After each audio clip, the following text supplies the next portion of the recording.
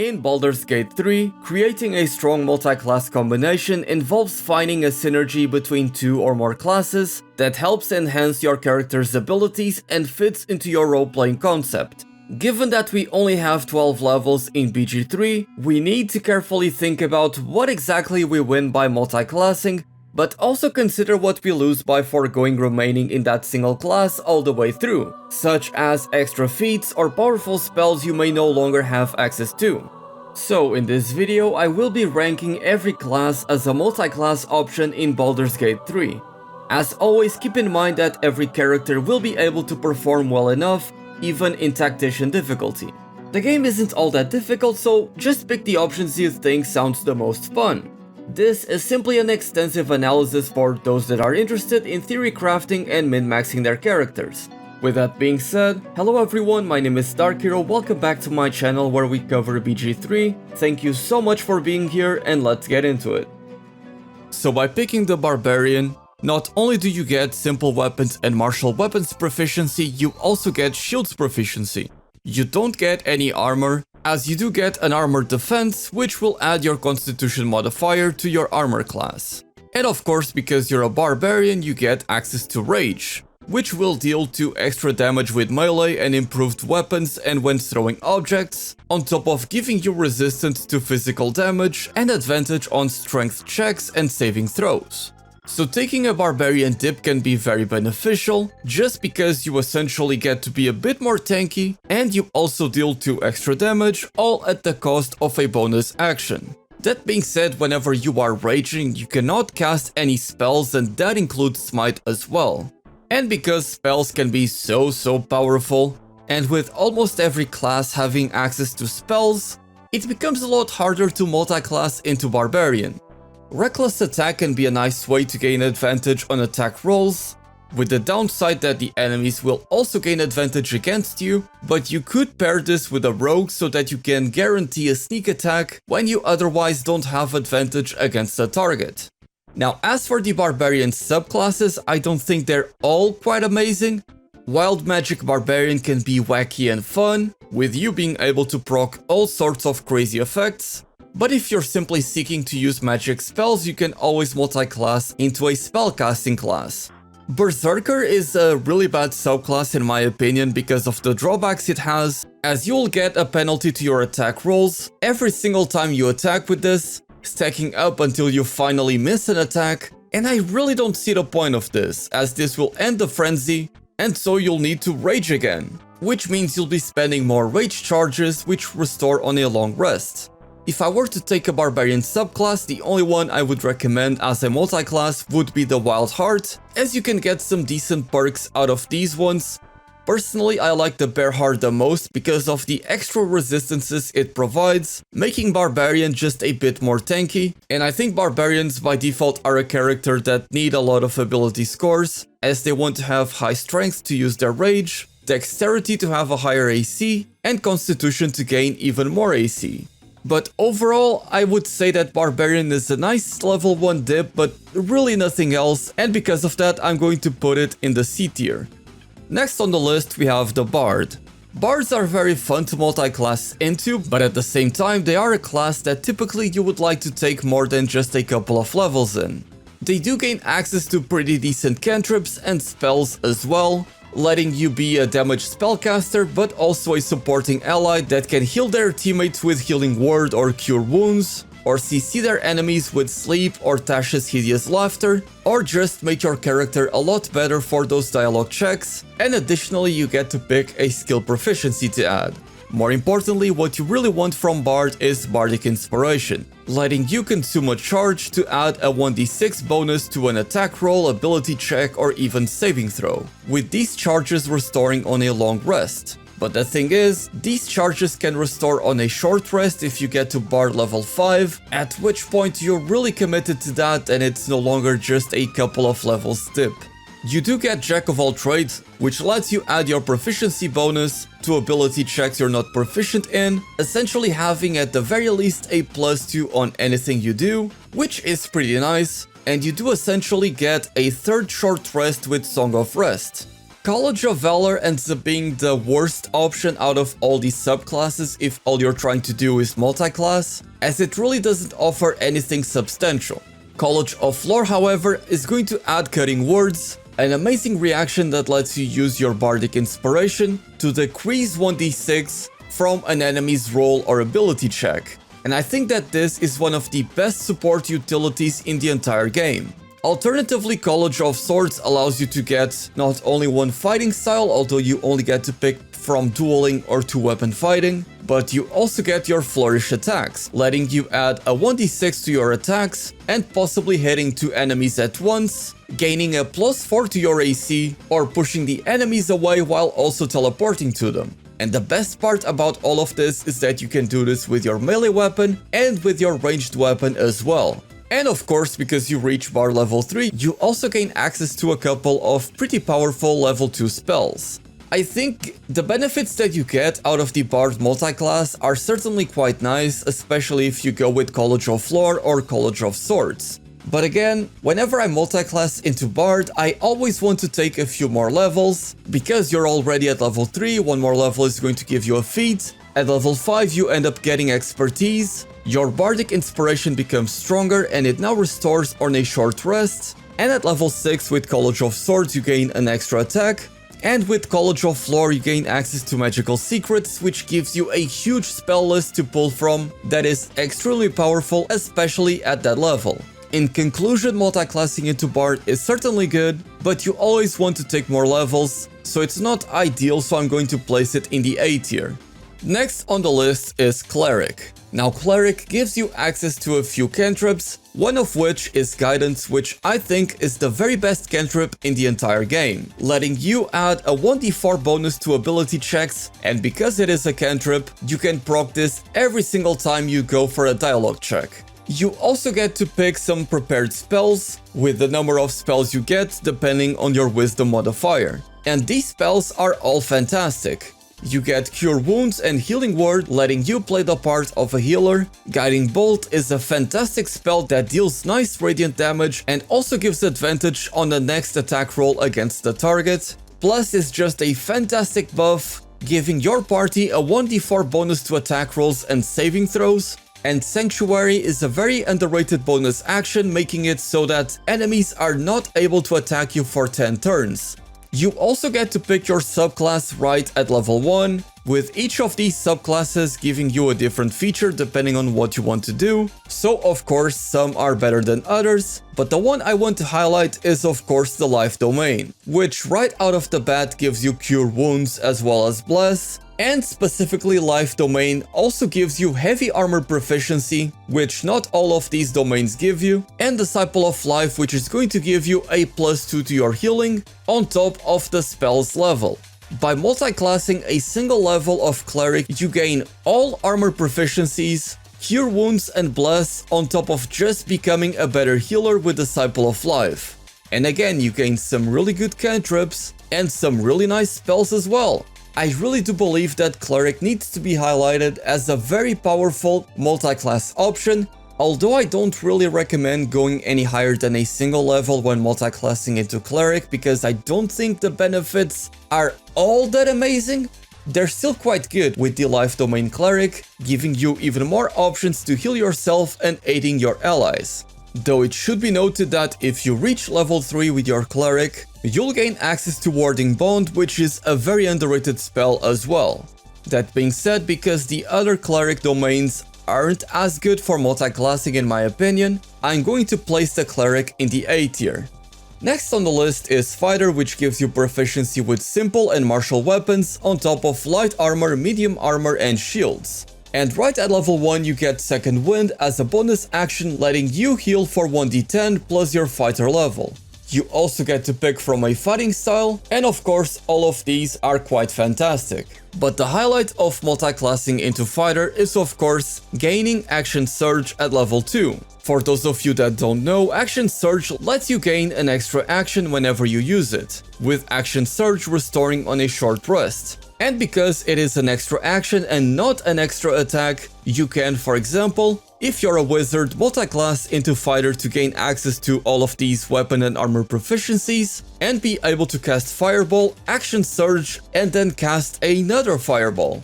Action Surge is a fantastic feature that every single character in the game can benefit a lot from, and because of that, fighter simply becomes a very appealing multiclass option. It should also be noted that if you are to multiclass into fighter, I would actually advise you to start off as fighter and then multiclass into whatever else you want to have, simply because by starting as fighter you gain access to heavy armor proficiency, which you don't have if you only multiclass into fighter. Additionally, once you reach level 3, you gain access to the fighter subclasses, with the Eldritch Knight letting you pick a couple of spells and cantrips. They're not particularly amazing, besides maybe shield, so if you just want to pick up spells, there is no need to go into fighter level 3. You could go champion to land more critical hits, as with this the number required for a critical hit is going to be 19, but what I believe to be the best subclass and why you would want to multiclass into fighter level 3 would be to go into Battle Master to pick up 3 different maneuvers. You gain 4 superiority dice, which are 1d8 that you get to add to your attacks, and you get things like Disarming Attack, which lets you, on a strength save, make the enemy drop their weapon, that can be both from melee or from ranged, Trip Attack to make the enemy prone, Push Attack to push the enemy, Menacing Attack to make them feared, there's even Rally to grant temporary hit points to your allies. You simply have a ton of very good options to add to your kit, and you can simply use these, regardless of what effect they give you, to add a 1d8 damage die to your attacks. And these will restore on a short rest as well. So having said all of that, it's without a shadow of a doubt that fighter is going straight into the S tier. Now next on the list we have Druid, which can give you some decent cantrips right at the start, and access to the Druid spell list, which again comes with pretty decent spells, with Healing Word, Cure Wounds, and even Good Berry being decent options to heal yourself or even your allies, with Good Berry simply being overpowered at the start of the game, and Ice Knife being a pretty good spell in combat. You also get light and medium armor proficiency as well as shield proficiency, but if you're going to multiclass into Druid, more likely than not you're doing it because of the subclasses and the wild shape feature, letting you turn into all sorts of different beasts, with the Circle of the Moon Druid giving you even more wild shape forms later on as you level up. Circle of the Land Druid is a pretty basic spellcaster. You essentially just get to replenish your spell slots and cast even more, and you really don't get much more beyond that as a multiclass.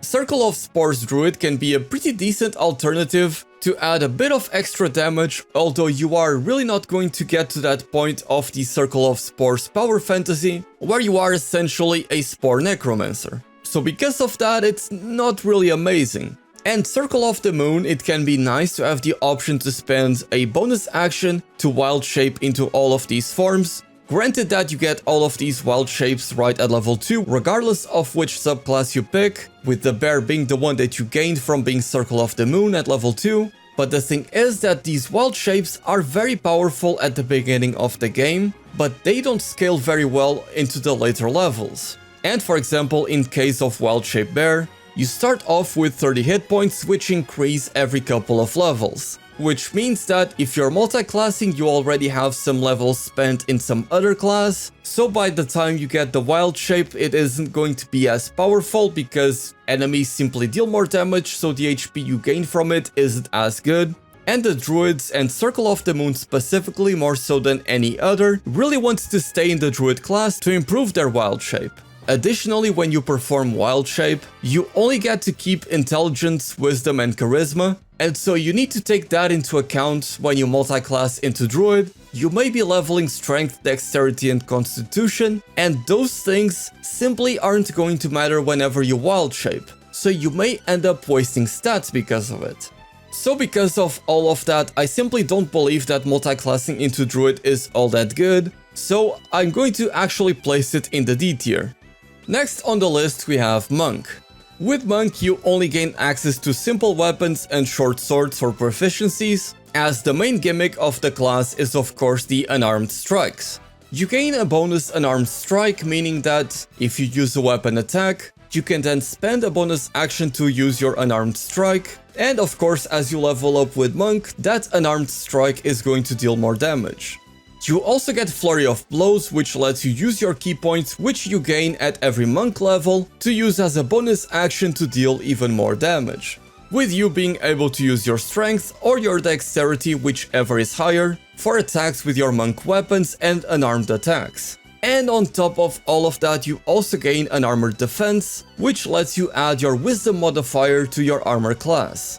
At Monk 2, you'll gain an armored movement, which will increase your movement speed when not wearing armor or using a shield, and you'll also gain Step of the Wind, Dash and Disengage, which lets you use Dash and Disengage as a bonus action by spending a key point, with Step of the Wind Dash also doubling your movement speed and making it so that jump no longer requires a bonus action, so you can do that at the same time.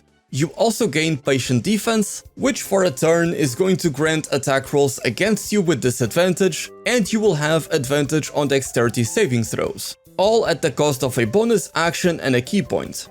And at level 3 you gain Deflect Missiles, which lets you use your reaction to reduce the damage from a ranged attack by 1d10, plus your dexterity modifier, plus your monk level.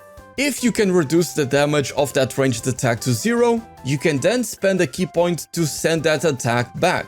And of course, at Monk level 3, you get to pick a subclass between Way of Shadow, which is all about being stealthy but really doesn't add much at level 3, Way of the 4 Elements, which gives you a bunch of elemental spells to use as a monk, both from a distance but some at melee range as well, that take advantage of your melee attacks and unarmed strikes, while also gaining an action that lets you restore half your key points, and what you probably really want to get, Way of the Open Hand, which lets you spend a bonus action and a key point, which is going to transform your Flurry of Blows into Flurry of Blows Topple, Stagger and Push, letting you push the enemy away, staggering the enemy making them unable to take reactions, or toppling the enemy making them prone.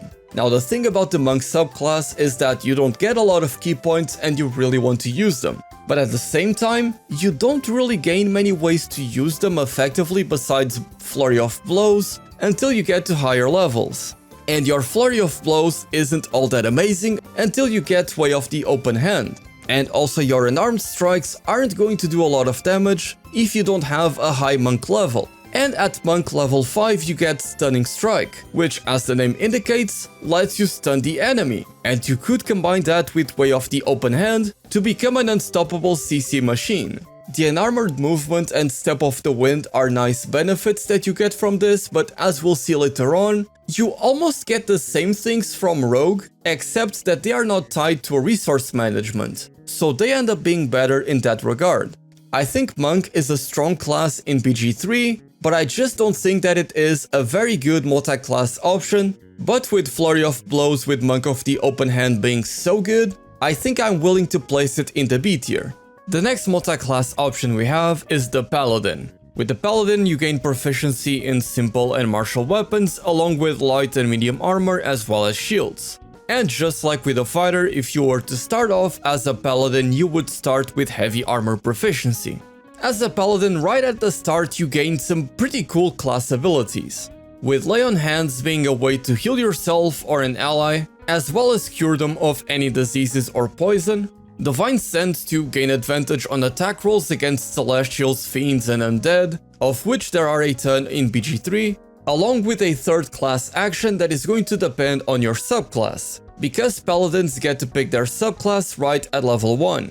Now these can all offer different effects, with my two favorites being the Oath of the Ancients, which is a lot more focused on being survivable and sustainable, all about healing pretty much, and Oath of Vengeance being much more about dealing damage, marking enemies, that kind of stuff. And from Oath of Devotion you get at the start Holy Rebuke, which gives your character an aura that deals 1d4 radiant damage to anyone who hits you with a melee attack for 2 turns. So a very impressive kit right at level 1. However, once we get to level 2 as a Paladin, we gain access to our Divine Smite, allowing you to add 2d8 radiant damage to any attack you do, with the option of being upcast, adding 1d8 radiant damage, 2 higher level spell slots, and even an additional 1d8 radiant damage to fiends and undead, and again, there's a ton of them in this game. You also get to pick a fighting style, and like I said before with the fighter, these are all very powerful and something that every character can benefit from. And you also get to add some pretty cool spells like Bless and Shield of Faith, Cure Wounds to be even more supportive, Compel Duel as a soft taunt, and 3 extra different smites that you can use for their various effects. Of course, the most notable thing here is Divine Smite. It's the reason why many people often multiclass 2 levels into Paladin, as they'll be able to use their Charisma modifier to increase the damage of this spell. So if you are a Charisma based character like a Sorcerer, a Bard, or God have mercy on your enemies, a Warlock, you can become a powerhouse by just dipping 2 levels into Paladin.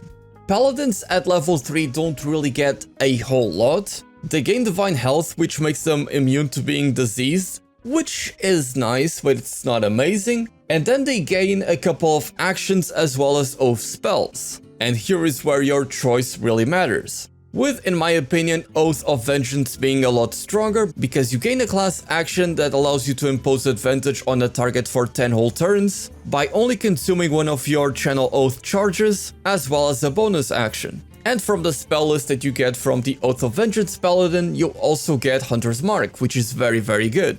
Here are the Oath of Ancients actions and spells. I don't think they are particularly amazing. Oathbreaker also gets some decent ones, but again, it's nothing too special. But the thing about the Paladins is that it's very hard to multi-class out of Paladin, because once they reach level 6, they get Aura of Protection, and once they reach level 7, they gain an additional aura, and in the case of Oath of the Ancients, they get Aura of Warding, which allows you and your party to become a lot more survivable, only taking 50% of damage from any kind of spells. And once you reach Paladin level 11, you get Improved Smite, with your smites dealing a whole lot more damage. So I'm a bit torn when it comes to ranking the Paladin. I want to rank it high, but I don't think I can rank it too high. It's also a character that wants a lot of ability scores. They like to have a high charisma to increase the damage of their Divine Smites. At the same time, they want to have dexterity to gain armor class in case they're not using heavy armor, and strength to increase the damage of their own attacks. Unless of course you go full dexterity with a finesse weapon. But because the Paladin dip can be so powerful even with just 1 or 2 levels, I think I'm going to place the Paladin at the very top of A tier. Next up on the list is Ranger. And right at level 1 you get to have a couple of selections. Firstly, you pick your favorite enemy. This can be something for flavor, but in terms of practicality, you're essentially picking proficiency in one thing, either Investigation, Arcana, History, or even Religion. You can also make your Ensnaring Strike impose disadvantage on saving throws, which is decent, but I also don't like that spell very much. You can get Keeper of the Veil or True Strike. You can also get protection from Good and Evil, True Strike, or Sacred Flame as a cantrip depending on your selection. None of these matter too much if I'm honest, and it's not the reason why you would pick a Ranger. Natural Explorer is also the possibility of gaining resistance against cold, fire, or poison damage, gaining proficiency in Sleight of Hand, or what is more likely going to be the best option for combat as well as roleplay, Beast Tamer, which allows you to cast Find Familiar without having to waste a spell slot. And of course you can use your Familiar for a bunch of things, including gaining guaranteed advantage against enemies. As for their proficiencies, it's pretty much the same thing as the Fighter or the Paladin. You do get to pick a fighting style again, though in this case I don't believe you gain access to Great Weapon Fighting, and you do gain some spell slots and get to pick a couple of spells, of which I want to highlight Hunter's Mark because it is a bonus action that lets you add 1d6 damage whenever you attack an enemy, and that can add up for a ton of damage, especially as once you reach level 3, you can pick up the Gloomstalker subclass, which lets you gain Dread Ambusher, which not only adds a +3 bonus to your initiative and increases your movement speed for the first turn of combat, it also grants you an additional attack action that is special, that deals 1d8 damage.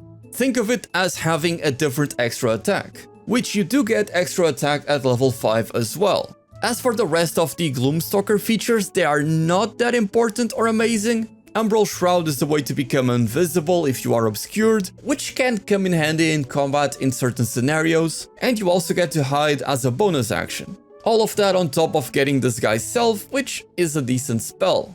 The other ranger options are Beastmaster, which allows you to have a beast companion. Think of it as the same thing as Find Familiar if you've never seen this in action, except that the ranger's companion is actually a whole lot stronger and actually becomes more powerful as you level up. As for the hunter subclass, you basically get to pick a perk. Colossus Slayer allows you to add a 1d8 extra damage to your target as long as you're attacking him when they are below health, and this passive is going to be active every turn, so you're not going to have that first round extra damage from Gloomstalker, but being able to simply add damage each turn is very nice. Giant Killer allows you to use your reaction to make a melee attack whenever a big creature attacks you, as long as you are within melee range. With the key part of this passive being that the target needs to be large or a bigger creature than you, so I would only recommend taking this if you're playing from one of these smaller races. And finally, Hordebreaker. You gain an action that allows you to attack more than a single target, which is nice, but you often don't end up using this and you would rather take down an enemy than hit two at the same time. So it ends up being something that you use only to finish off a target and attack a different one. Overall, I would say that the Ranger multi-class dip isn't particularly amazing because at level 2 you don't really get much out of it other than Hunter's Mark. At level 3 though, I would say that Gloomstalker is a very solid choice, gaining that extra attack along with the bonus to initiative. This combos very nicely with the Assassin or the Fighter, for example, although it's important to keep in mind that the Fighter's action surge will not allow you to use the Dread Ambush attack again. Still, there are a bunch of perks that you gain out of Ranger, and as such, I'm going to place it in the B tier. Next on the list we have the Rogue. Starting at level 1 you gain Sneak Attack, which lets you add 1d6 damage whenever you have advantage against the target. Do note that Sneak Attack can only trigger once per round, as opposed to the pen and paper version of Dungeons & Dragons, where you can use Sneak Attack once per turn. This means that if you use your Sneak Attack on your turn, but then on an enemy's turn, you use an Opportunity Attack, you cannot add the Sneak Attack to that Opportunity Attack. At level 1 you also get to add some proficiencies, as well as add expertise to some skills, making the Rogue dip very cool in terms of roleplay. At level 2, rogues gain some very useful tools in the form of Cunning Action. You can use your bonus action to hide, dash while doubling your movement speed, or disengaging an enemy. These are all quite fantastic and are nice tools that any character can take advantage of. And of course, at level 3 you get to pick your Rogue subclass, with the simplest and in my opinion the very best of these options being the Thief, the reason why so many players are probably going to multi-class into Rogue. As Thief allows you to gain Fast Hands, which is going to give you an additional bonus action. For a ton of characters and a variety of classes, this can be very beneficial. Think for example a monk with this being able to use Flurry of Blows twice in a turn, especially a open hand monk that can topple a couple of enemies with their bonus action and still has their main action ready to use Stunning Strikes, for example. You also get Second Story Work, which gives you resistance to falling damage, nothing important really, although it comes in handy every once in a while. Arcane Trickster lets you add a couple of cantrips and spells. They're not too bad, but I also don't think the spell list that you gain from Arcane Trickster is all that amazing, nor do you get a ton of spell slots, although with the Arcane Trickster you gain a special version of your mage hand, which can carry out additional tasks, and on top of that is invisible.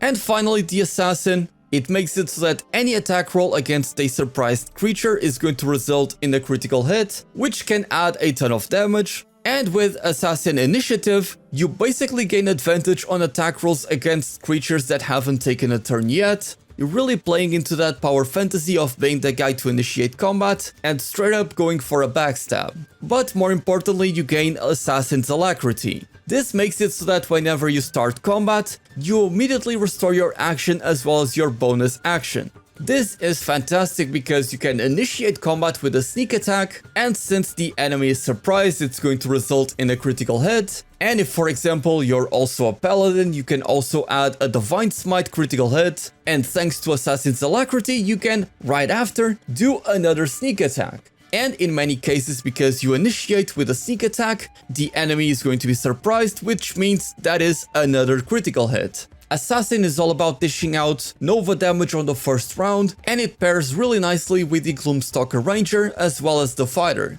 Now, one thing to note is that rogues also like to stay rogues for a very long time, because every couple of levels you get to increase their sneak attack damage by 1d6. So at level 3 you would only have 2d6 on your sneak attack, and at level 5 it would be 3d6. However, besides that one, there aren't a lot of reasons why rogues wouldn't want to go to other classes, besides maybe taking only 50% damage from physical damage on a saving throw, which you get at level 5. As rogues you don't gain extra attacks, so they do really benefit from dipping into other martial classes, or even being a main different class that dips into rogue. And again, with the Thief bonus action being such a powerful tool for so many classes, I really do believe that Rogue deserves to be in the S tier, but because they don't gain a lot of proficiencies and you need to get that from your other class, and again needing to increase the sneak attack damage, I think I'm going to place the Rogues at the top of A tier along with Paladin.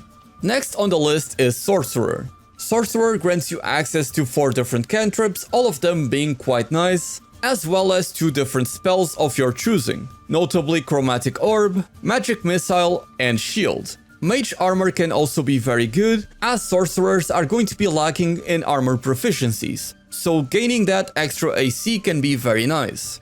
Also, for the purposes of multi-classing, keep in mind that you cannot stack Mage Armor on top of an armored defense from a Barbarian or a Monk. Also at level 1, you already get to pick your Sorcerer subclass, with the Draconic Bloodline Sorcerer granting you 1 extra hit point for each Sorcerer level, which doesn't really matter too much as we're talking about multi-classing, but it also makes it so that your base armor class is going to be 13. Additionally, you get to pick your Draconic Ancestry, which can give you a variety of different spells, with the Draconic Ancestry gaining even more benefits at later levels, but again, we're not going to be considering that because we're talking about multi-classing. Wild Magic Sorcerer can make it so that a bunch of effects occur whenever you use your spells, but I think it's better than the Barbarian version because you gain access to Tides of Chaos, which can grant advantage on your next attack roll, ability check, or saving throw, although it will increase the chance of Wild Magic Surge afterwards, but it is a great way to gain advantage that is guaranteed. But my personal favorite subclass to dip into is the Storm Sorcery, as it will give you Tempestuous Magic, which allows you to, after casting a level 1 spell or higher, use Fly as a bonus action without receiving opportunity attacks. This allows you to reposition yourself, and while you may think at first that this only benefits spellcasters, you can, for example, be a Paladin that uses a Smite and then uses Tempestuous Magic to get out of the way. Again, without proccing opportunity attacks, and that can be so beneficial for you. At level 2, sorcerers start getting their sorcery points, which allows them to alter certain spells or even create extra spell slots by expanding these sorcery points. You can use your meta magic to make it so your allies automatically succeed saving throws against spells that require them. You can increase the range of your spells, double the duration of spells, conditions, and surfaces, and even make it so that spells you use can target multiple enemies when they otherwise wouldn't be able to. And this extends to cantrips as well. And at level 3 you get even more meta magic effects, with the Quickened spell being a highlight, turning spells that cost an action into a bonus action instead. I'm not too crazy about meta magic in the early levels, but the amount of spell slots you get out of being a sorcerer, the quality of the spell list you get, and even the subclass options, with the Storm Sorcerer being my favorite because of that fly bonus action, I really do believe that it is a fantastic multi-class option that you can opt to go for a single level, or even for just 2 or 3 levels you get a bunch out of it. Some may disagree, but I really do believe that it is a lot of value offered even at lower levels, and so I'm placing Sorcerer in the S tier.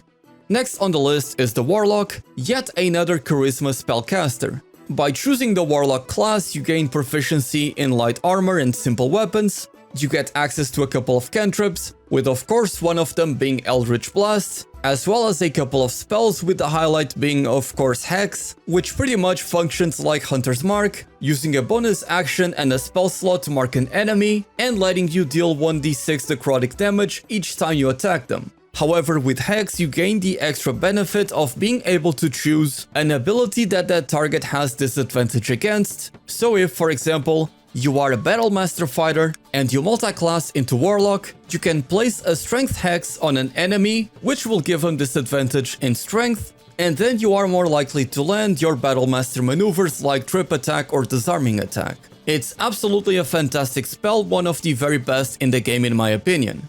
You also get to pick your Warlock subclass right at level 1, with the Fiend giving you Armor of Agathas as well as Arms of Hadar, but more importantly Dark One's Blessing, which makes it so that whenever you kill an enemy, you will gain temporary hit points equal to your Charisma modifier. The Great Old One gives you Dissonant Whispers and Tash's Hideous Laughter, and more importantly Mortal Reminder, which makes it so that whenever you land a critical hit against the creature, that creature and any nearby enemies must succeed a Wisdom saving throw, or they will become frightened until the end of the next turn. And finally, Archfey gives you Fairy Fire and Sleep, as well as Fey Presence, which makes it so that you can charm or frighten nearby foes with a Wisdom save for up to 2 turns. In my opinion, the Great Old One and the Fiend are both amazing options, depending on what you're going for, but say for example you are a fighter, you gain access to extra attack and even action surge because you're doing so many attacks. Mortal Reminder is going to be a fantastic option, especially if you pick the champion, which can make it easier to land critical hits. Keep in mind that the Warlock spell slots are different from regular spell slots, as these are very limited and go up in level depending on your Warlock level, and these also restore on short rests, unlike the normal spell slots which restore only in long rests. At Warlock level 2 you also get to pick a couple of Eldritch invocations, and these are all quite nice, like Beast Speech and Beguiling Influence being very good for roleplay, Repelling Blast and Agonizing Blast modifying your Eldritch Blast and making it stronger, although it's something that is more so for a Warlock main rather than a multi-class, as Eldritch Blast is a cantrip that becomes stronger with your Warlock levels, although I suppose you could still use it with, for example, a high Charisma Paladin. Fiendish Vigor giving you temporary hit points without expending a spell slot, and Devil's Sight allowing you to see in normal but also magical darkness up to 24 meters, which can be very useful as you can cast darkness on a group of enemies and you'll be able to see everything, so you'll have advantage against them. And of course, once you reach level 3 with your Warlock, you get what I'm sure most of you were looking forward to, the Pact Boon. You get to pick Pact of the Chain, which allows you to summon an Imp or a Quasit, on top of all the basic options. Pact of the Tome gives you access to Guidance, Vicious Mockery, and Thorn Whip, which are all pretty nice cantrips, and again, Guidance is the best cantrip in the game. But more importantly, you gain access to Pact of the Blade. With this, you can summon a weapon that will become your Pact weapon and will, instead of using Dexterity or Strength, use your spellcasting modifier, which is Charisma, to calculate its damage. You can also bind a weapon you have already found, become proficient in it, and turn it into a magical weapon, which will use your Charisma for the damage. This is absolutely insane because it allows you to, for example, become a paladin that only focuses on charisma, and so you don't have to worry about distributing your stats all over the place. You can simply focus on charisma to become a menace. Additionally, at level 5, Pact of the Blade Warlocks get to add an extra attack, like many martial classes do. The thing, however, is the extra attack that you get from any other source in the game can be combined with the extra attack of Pact of the Blade.